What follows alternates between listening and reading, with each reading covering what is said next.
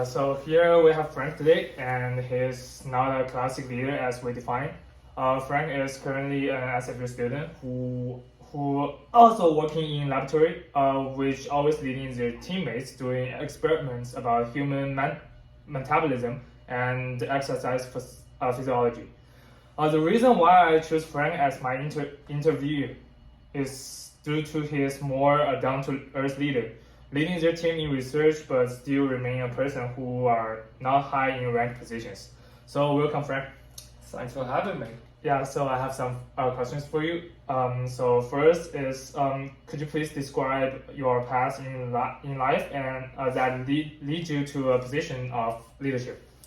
I'm only currently a student, so pretty much I don't have a lot of past, but I can describe how I arrived as a quote-unquote leader.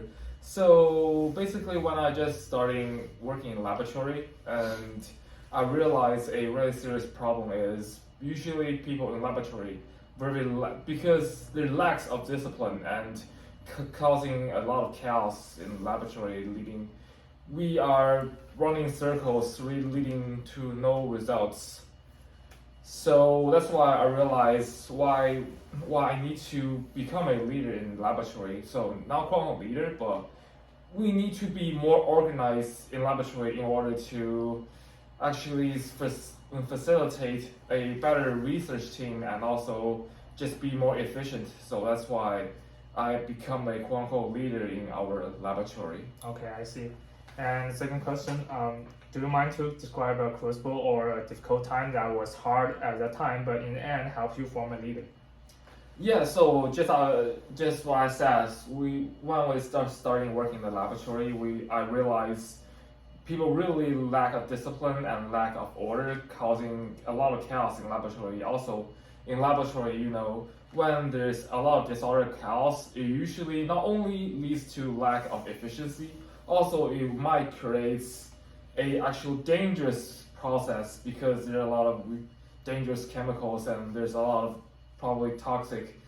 It's basically biohazard zone. So that's why you need someone to lead your team. Say you need to clean that stuff and you need to do that research. So that's why I realized definitely remember one situation is I can remember when we are dissecting a animal and people are so careless and disordered. They put their knives everywhere and there's blood stain everywhere. So that's why I realized you really need someone to lead your team to become more organized.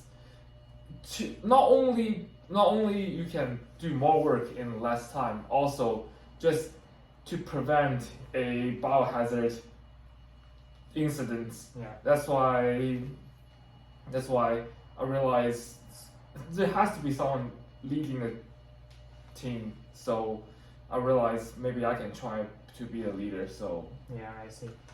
And move on to the next question. Who do you consider to be your support team, and do you mind to explain the reason why? my support team, I would definitely say my support team is actually a team I'm leading. The reason is if your team is not cooperating with you, so there's no point of leadership. You are just a leader without any team. So I definitely consider my entire team, what I'm leading, be my support team. So with their support, I can be a leader, effective leader. Without their support, I'm just no one. Okay, fair enough.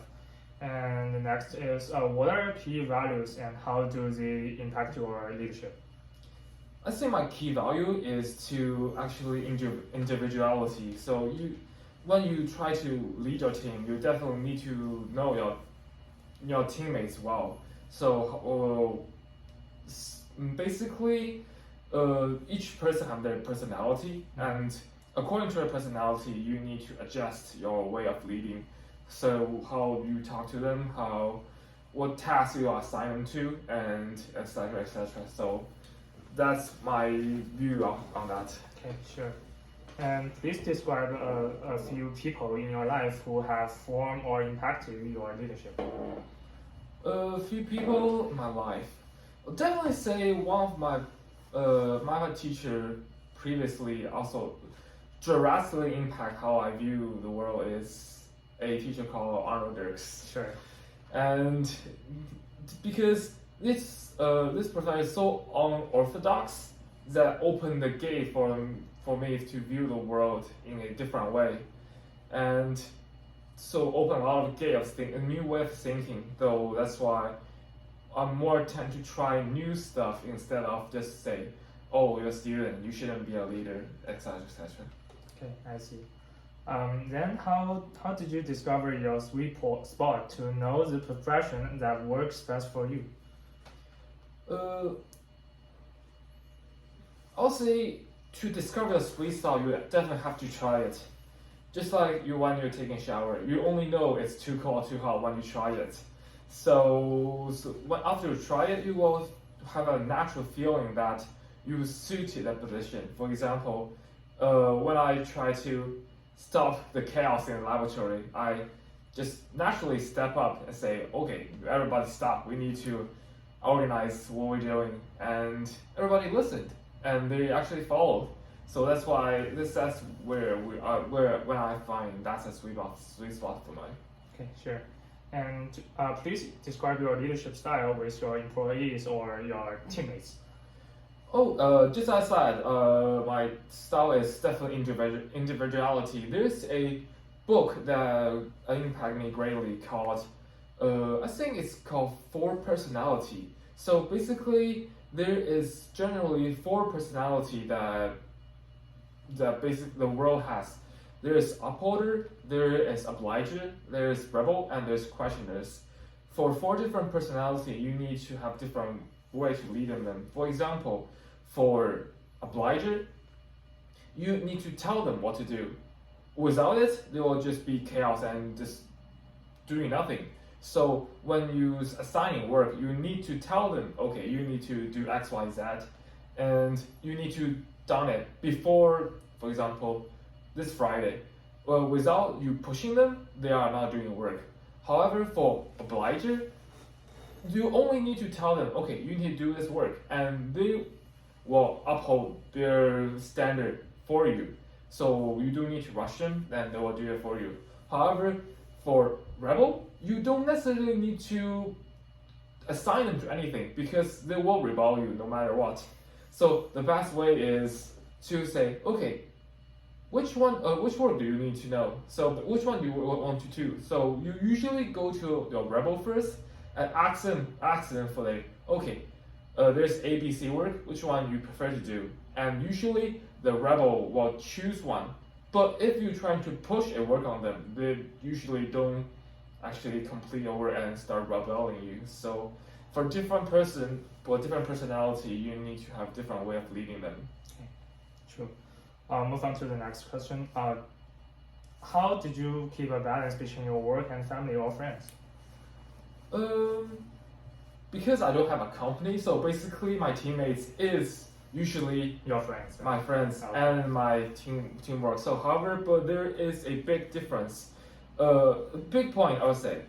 For doing the laboratory, it's your workmates / teammates. But after the laboratory, it's your friends. So you need to actually completely separate two things.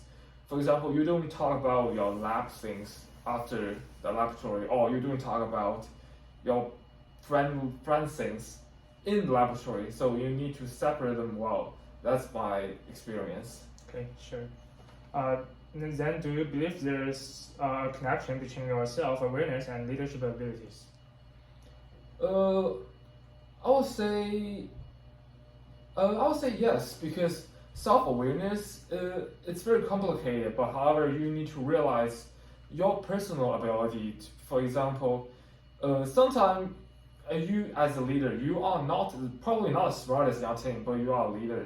So once you are struggling for example, because I'm also working in a laboratory, so once you are struggling in one task, for example, you're dissecting something, but however, you are not able to complete a task, you need to find your teammates to do it for you. Doesn't mean you're not a leader anymore, but you need to find the right person to do the right thing.